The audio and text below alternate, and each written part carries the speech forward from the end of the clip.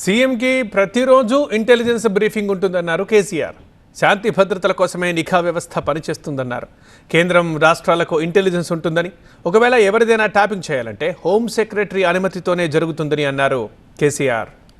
అంతర్గత భద్రత కోసం ట్యాపింగ్ చేస్తే నిఘా వ్యవస్థను వాడుకుంటే తప్పు లేదు. కానీ రాజకీయ ఇంటెలిజెన్స్ కోసం, రాజకీయ నాయకుల మీద నిఘా పెట్టడం కోసం ఇంటెలిజెన్స్ వ్యవస్థని, ట్యాపింగ్ని తెలంగాణలో వాడుకున్నారనేది ఈ ప్రభుత్వం ఆరోపిస్తుంది. ఎంక్వైరీకి ఆర్డర్ చేసి నేను అది కాదండి. ఇప్పుడున్న ముఖ్యమంత్రికి ఏమైనా జ్ఞానం ఉంటే ఆయనకు రోజు ఇంటెలిజెన్స్ బ్రీఫింగ్ వస్తుందా లేదా?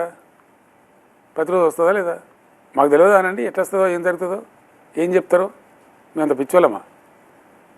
కేంద్ర ప్రభుత్వానికి ఉంటుంది గూఢచార వ్యవస్థ, రాష్ట్ర ప్రభుత్వానికి ఉంటుంది. వాళ్ళు సమాచారం సేకరణ చేసి వాళ్ళు వాడుకుంటారు.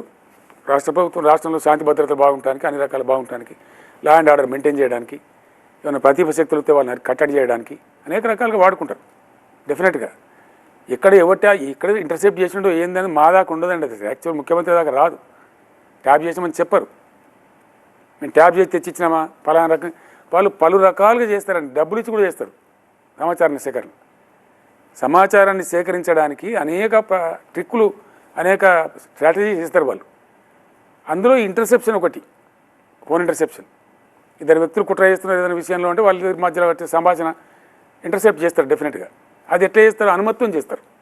హోమ్ సెక్రటరీ గారు అనుమతి తీసుకొని బాధ్యత అఫీషియల్గా చేస్తారు.